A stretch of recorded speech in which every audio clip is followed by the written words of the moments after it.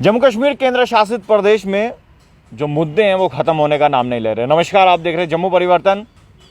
कुछ समय पहले एनजीओ सफाई कर्मचारी हड़ताल पर थे। डिमांडें भी हमने आपको बताई थी कि आखिर वो क्यों हड़ताल पर हैं। और आज तमाम सफाई कर्मचारियों से हम बातचीत करेंगे कि आखिर किन किन दिक्कतों का उन्हें जो है सामना करना पड़ रहा है। और कोरोना काल में अहम भूमिका तमाम सफाई सैनिकों ने निभाई, यानी कि सफाई कर्मचारियों ने निभाई। जब लोग अपने अपने घरों पर थे तब सफाई कर्मचारी ही थे जो जम्मू को स्वच्छ रखने का काम जो है वो निभा रहे थे। बातचीत करेंगे रिंकू गिल से। रिंकू जी, क्या कुछ जिस तरह से पहले जो है एनजीओ सफाई कर्मचारी स्ट्राइक पर गए डिमांडों को लेकर, क्या लगता है कि इस वक्त क्या सूरत हाल है सफाई कर्मचारियों के जम्मू डिस्ट्रिक्ट में? सबसे पहले तो मैं आपके चैनल का धन्यवाद करता हूं, जो कि हमेशा सफाई कर्मचारियों की आवाज़ को बुलंद करते हैं। सर देखिए, जैसे कि पिछले दिनों में जो सफाई कर्मचारी भाई बहन थे वो स्ट्राइक पर चले गए, क्योंकि काफ़ी परेशान हैं सफाई कर्मचारी। आज यूटी बने को कम से कम भी 2 साल होने पर आ रहे हैं, लेकिन अभी तक यूटी की जो सैलरी है या और जो बेनिफिट हैं वो म्युनिसिपल कॉरपोरेशन को क्या किसी भी डिपार्टमेंट को अभी तक नहीं दिए गए। हम चाहते हैं कि अगर यूटी बन चुकी है, कम से कम जो सैलरी है यूटी की यहाँ पर लागू होनी चाहिए। साथ ही साथ अभी बात करें 200 आदमी जो कि पिछले दिनों जब हमारे कमिश्नर साहब थे पंकज जी, उन्होंने 139 लोगों को परमानेंट किया।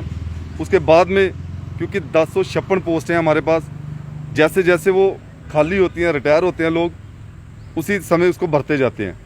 उसके बाद में 10 लोग किए, फिर उन्होंने 11 पोस्टें खाली हुई, जो 11 लोग थे वो रिटायर हुए, फिर इन्होंने 11 किए। कहने का मतलब ये है कि म्युनिसिपल कॉरपोरेशन जब से बना है तो तब से वार्डें थी इनके पास पहले 32, तो सफाई कर्मचारी जो परमानेंट की पोस्टें थी वो थी 1056। आज बात करें म्युनिसिपल कॉरपोरेशन की, स्मार्ट सिटी बनने को जा रहा है, स्मार्ट सिटी के बड़े बड़े दावे करते हैं, तो लेकिन सफाई कर्मचारी जो परमानेंट पोस्टें हैं हमारे पास वही 1056 है। इसलिए जब से हमने डिमांड दी है रीऑर्गेनाइजेशन की, जो डिमांड है, हर बार हमने रीऑर्गेनाइजेशन की डिमांड दी है और हर बार यही सुनने को मिला कि आपकी जो फाइल है रीऑर्गेनाइजेशन की वो चल रही है। मैं आज अपने सफाई कर्मचारी भाई बहनों को और सभी को ये बताना चाहता हूँ कि रीऑर्गेनाइजेशन जो है, रीऑर्गेनाइजेशन में जो सफाई कर्मचारी की पोस्टें हैं वो हमें जो फ्रेश पोस्टें हैं परमानेंट वो हमें मिलेगी 2500। अगर आज वार्डें जो हैं वार्डें 75 हो गई हैं, ABC करो तो 100 प्लस है, तो अगर 2500 मुलाजम हमें परमानेंट मिलता है रीऑर्गेनाइजेशन में तो उससे जम्मू स्मार्ट सिटी भी बनेगा और जम्मू जो है और भी ज़्यादा खूबसूरत बन सकता है। तो लेकिन 2012 से हम देख रहे हैं कि अभी तक रीऑर्गेनाइजेशन की फ़ाइल जो है वो पता नहीं किस टेबल पर जाकर अटक जाती है, तो लेकिन वो निकल नहीं रही है। तो मैं आपके माध्यम से यही कहूँगा अपने ऑफिसरों से भी, मेयर साहब से भी, कि जल्द से जल्द रीऑर्गेनाइजेशन का जो मुद्दा है ये हल किया जाए, क्योंकि अभी 600 आदमी। क्या लगता है कि आखिर क्यों ठंडे बस्ते में है रीऑर्गेनाइजेशन का जो? सर देखिए, यहाँ तो ये गवर्नमेंट जो है ये काम नहीं करना चाहती, क्योंकि श्रीनगर में रीऑर्गेनाइजेशन एक बार हो चुकी है, लेकिन जम्मू म्युनिसिपल कॉरपोरेशन से, जैसे कि मैंने पहले भी ये कहा है, काफ़ी बार कहा है कि जम्मू के लोगों से भेदभाव होता है। तो अगर श्रीनगर में रीऑर्गेनाइजेशन हुई है तो यहाँ भी रीऑर्गेनाइजेशन जो है वो होनी चाहिए। साथ ही साथ अगर श्रीनगर की बात करें, वहाँ पर एनजीओ सिस्टम बिल्कुल नहीं है। यहाँ पर इन्होंने एनजीओ सिस्टम पर 2005 से सफाई कर्मचारियों से सवाल एनजीओ सिस्टम पर, क्या लगता है कि एनजीओ सिस्टम में किसको ज़्यादा बेनिफिट्स होता है? सर एनजीओ सिस्टम पर बेनिफिट जो है वो तो ठेकेदार जो होते हैं उन्हीं को बेनिफिट होगा, क्योंकि मुलाजिम को क्या है, जब तक वो बेचारा हाथ पैर चलते हैं तब तक वो काम करेगा। जिस दिन उसके हाथ पैर रुक गए तो एनजीओ वाला निकाल कर दूसरा आदमी लगा लेगा। इसलिए हम चाहते हैं कि अगर श्रीनगर में एनजीओ सिस्टम नहीं है तो जम्मू कश्मीर में भी एनजीओ सिस्टम जो है वो ख़त्म होना चाहिए। साथ ही साथ अभी जो 600 आदमी जो पहले मारा लगा हुआ है कैजुअल, उसको अक्टूबर महीने में 7 साल हो जाएंगे। जैसे PHE वाले लोग, PHE के मुलाजिम जो है वो हमेशा सड़कों पर उतरते हैं। अगर रीऑर्गेनाइजेशन नहीं होती है तो अक्टूबर के बाद में जितने भी सफाई कर्मचारी हैं वो बेचारे सड़कों पर आएंगे, क्योंकि अगर 200 आदमी परमानेंट नहीं होता है जल्दी तो 600 आदमी की तो बड़ी दूर की लड़ाई है। उसके बाद में बात करें, हमने जब अपने कमिश्नर थे रमेश कुमार, जो डीसी भी रहे हैं, उनके टाइम में 600 पोस्ट हमने फिर जद्दोजहद करके ली थी गवर्नमेंट से। कभी उसमें आ जाता था 202, अगर उसको हटाया उसके बाद में लोगों ने फॉर्म फिल किए, तो आज 3 साल होने पर आ रहे हैं वो फॉर्म ही फिल हुए हैं। अगर कोरोना वायरस की बात करें तो 1 साल, ज़्यादा से ज़्यादा बीच में हालात ठीक भी हो गए थे।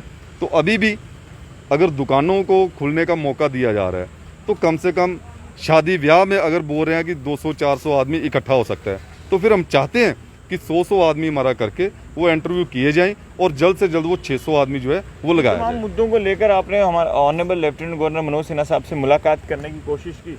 सर, हमने लेटर लिखी है, तो अभी हमने एक लेटर और लिखनी है कि मुलाकात के लिए, क्योंकि कोरोना था, कोरोना में ना तो किसी से एक दूसरे से मिला जाता था ना कुछ, तो लेकिन जो हमने लिखा हुआ है, मेमोरेंडम अपना दिया है, तो अभी तक उसका भी जवाब कोई नहीं आया। तो हम चाहते हैं कि जो हमारी डिमांडें हैं जल्द से जल्द एलजी साहब के पास पहुँचे, ताकि सफाई कर्मचारी जो कि सुबह 6 बजे अपने ड्यूटी पर आ जाता है, छोटे छोटे अपने बच्चे छोड़कर, तो उनको उनके जो हक हैं वो आराम से मिल जाएं, ना उनको सड़कों पर आना पड़े। यानी कि और भी यहाँ पर सफाई कर्मचारी मौजूद हैं, ड्राइवर। क्या लगता है कि आपको क्या इन कोरोना काल में किन किन दिक्कतों का सामना करना पड़ा? मैं आपके चैनल के माध्यम से यही कहना चाहता हूँ कि जितना स्ट्रगल इस कोविड-19 के बीच में सफाई कर्मचारी हों, चाहे ड्राइवर हो, चाहे हमारे जितने एम्प्लॉई हैं जम्मू म्युनिसिपल कॉरपोरेशन के, उन सबको बहुत ही ज़्यादा स्ट्रगल करना पड़ा है। और जहाँ कहने को तो हमारे जो लीडर है, जो ऑफिसर हैं, वो कहते हैं ये कोरोना वॉरियर है। अगर कोरोना वॉरियर है तो इनको हक और इनकी सुविधाएं भी इन्हें मिलनी चाहिए। तो मैं आपके चैनल के माध्यम से ये कहना चाहता हूँ कि पिछले दिनों में इन्होंने एक ऑर्डर निकाला था, जो मैं आपके कैमरामैन से कहूँगा कि वो दिखाएं, 13/11/2020 को जो 61 कॉन्ट्रैक्चर और कैजुअल लेबर को परमानेंट करने का था, जिसमें इन्होंने ये कहा था कि 15 दिनों की इन्होंने नोटिस निकाला था कि उन 15 दिनों के बीच में अगर कोई किसी को ऑब्जेक्शन है तो अपनी फाइल ऑब्जेक्शन कर सकता है। लेकिन जहाँ तक हमें पता है इसमें किसी ने ऑब्जेक्शन नहीं किया। आज उन्हें लगे हुए बेचारों को, इन 61 लोगों को कम से कम कोई 15-15, 16-16 साल हो चुके हैं, जिनमें से मैं रिक्वेस्ट करूँगा आपके चैनल के माध्यम से कि उनके डॉक्यूमेंट चेक किए जाएँ बेचारों के। एक भी बंदा 30-35 साल का नहीं, बल्कि 40-50, कोई 55 साल का है। तो मैं चाहता हूं कि जो इन्होंने नोटिस निकाला था उसे जल्दी से जल्दी एप्लीफाई किया जाए और फाइनल ऑर्डर निकाला जाए। तो मैं, अगर ऐसा नहीं होता तो मजबूरन आने वाले दिनों में सिविक सफाई कर्मचारी यूनियन को कोई मजबूरन सख्त एक्शन लेना पड़ेगा, जो हम नहीं चाहते, क्योंकि इस कोविड-19 के बीच के हम नहीं चाहते, क्योंकि हम जम्मू के रहने वाले हैं। हम चाहते हैं कि हम जम्मू को बड़ा साफ़ सुथरा रखें। तो हम यही चाहते हैं कि जल्द से जल्द इनका फाइनल ऑर्डर निकाला जाए। चलिए, शुक्रिया। तो सिविक सफाई कर्मचारी यूनियन के प्रधान से भी हमने बातचीत की और जो समस्या इनको आ रही है वो जानने का प्रयास किया, क्योंकि इनकी जो समस्या है हम ऑनरेबल लेफ्टिनेंट गवर्नर साहब तक पहुंचाना चाहते हैं, ताकि कोई भी सफाई सैनिक, कोई भी सफाई कर्मचारियों की जो जेन्युइन डिमांड होगी वो जल्द से जल्द जो है पूरा हो सके। आपको क्या लगता है ये खबर देखकर? आप अपनी राय ज़रूर कमेंट बॉक्स में रखिएगा। तमाम जम्मू कश्मीर की बड़ी खबरें लेकर मैं आपके सामने फिर से हाजिर होऊंगा। आप लोग देखते रहिए जम्मू परिवर्तन। कैमरामैन अभिषेक कुमार के साथ, जय हिंद।